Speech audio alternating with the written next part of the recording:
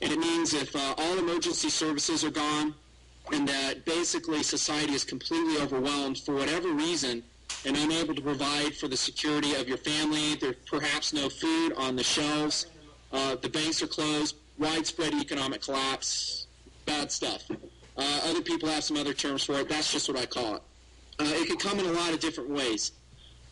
First off, and one of my good subscribers on my channel page actually asked this. He's like, hey, dude, I have a young family, I have some kids. Do you advocate us bugging out and going to the mountains or whatever in WRL? My answer to that is a simplified and short answer is no. I say in WRL, you stay at your house and you do the absolute best you can to rebuild society. The society that you will have at that time when there are no emergency services, when the government, for whatever reason, is completely overwhelmed, be it natural disaster, man-made disaster, is for you to rebuild your neighborhood and to secure your neighborhood. Your neighbors will become your best friends. You may not be on good terms with them now, but trust me, you will be in WRL because you will have each other's backs. Now, I don't mean to breed, fear or saying that there's going to be roving gangs coming to your house to do whatever, but there very well could be. And to say that that would never happen, I think, is unrealistic. Therefore, securing the security of your neighborhood is wise. It makes sense, and that's exactly what happened during Katrina. Is neighbors banded together with whatever weapons they had, and they secured their borders. So to answer your question, if I absolutely can get away with it, I will stay at the house. This is where I have all my supplies, all my things. I have neighbors relatively nearby that I can rely on to secure our borders. And plus, no matter how prepared you think you are, you're going to be missing stuff. You're going to have to barter and trade with other people, probably your neighbors first off, to get food, maybe to get ammunition, stuff that you might need, and it behooves you to be on good terms with them. I would not leave the house. I would not take my bug-out kit with me, my BOK, unless I had no choice. And that could be presented in a number of different ways. Earthquakes, maybe, I don't know, various scenarios where I would have to evacuate the house. Does that answer your question, dude? Yeah, it does. Thank you. No, he's there. Go ahead, Taylor. It's really an honor to talk to you in person. It's an honor for me to talk to you, and I appreciate your support. Thanks, buddy. Where are you calling from, Taylor? What city? Houston, Texas. Fantastic. Houston. Now I know Houston well. I'm sure you've already subscribed to NutnFancy. Make sure you keep watching LuvCh every night. We're on 24/7, so you can follow the drama of a one-man show. All right, thanks a lot. Let's go to Sean. Sean is a viewer of our show. Thanks to you, NutnFancy. He's a big fan of yours, and you got turned on to our show from NutnFancy, right, Sean? That's right, Foreman. How you doing? Good. Well, you're on with Nutn. How you doing, NutnFancy? Hey, Sean. How you doing, buddy? Good to hear you. Thanks, by the way, NutnFancy. I was wondering if you were ever considering, making, hats and T-shirts and that sort of thing, maybe to raise some money for the project.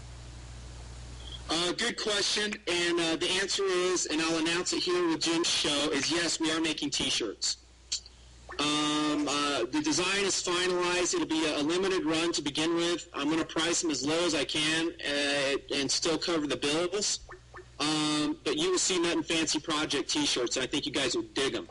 And it will say, actually, I'm not going to tell you what they're going to say. You're just going to have to wait. Tactical Dude is running that project, my son. So, because I'm freaking maxed with everything else. You'll see T-shirts. Also, I'll probably arrange for personal appearances at some stores, perhaps Impact Guns. And we'll have... Dude, I can totally see your ugly face. I know. I'm trying to get you... I train spot. When I came to you, I thought I was looking at Freddy Krueger or something. Yeah, here. No, but you'll see that, and I'm going to do some live appearances so we can meet in person, and I would like to have my T-shirts then. And sell them, but they'll also be available online. And I'm going to do several runs. Each one will be limited, probably different colors, different designs. Great idea. And, yeah, I do need to raise money for the project. It's expensive to fund it. Do you have a full-time job right now? or is this your full-time job? No, this is a hobby. I actually am still in the military, and then I do have a full-time job. I actually, TMP, or the NutnFancy Project, is my third job, believe it or not. And the reason why I haven't posted videos in the last week and a half, or there may be a period when I don't, and I know some guys get really frustrated seeing on my channel comments, they're like, dude, I mean, we want videos, we want reviews. I feel your pain, trust me. And that's because my jobs are owning me. And they dominate me sometimes, and I can't even get my head above water. And it's serious. And it's funny that most of my people that I work with in both jobs, and also I'm a part-time law enforcement official too. That's volunteer work though. And when I do that, they don't even know that I do the NutnFancy Project. I'm completely clandestine. No one knows about it. It's hilarious. But yeah, I work my butt off pretty much. I bet your family gets bummed at times. Yeah, they hate me. They love me gone.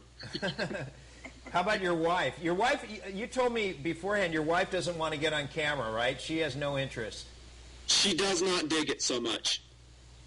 Actually, I wanted Mrs. NutnFancy to be my female shooter because there are still those issues that I want to do, and that is shooters which affect women.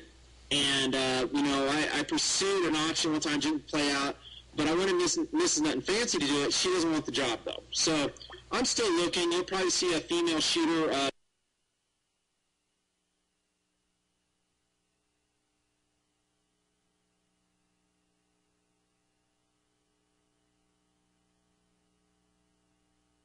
Doodle's out with his chick right now. There you go.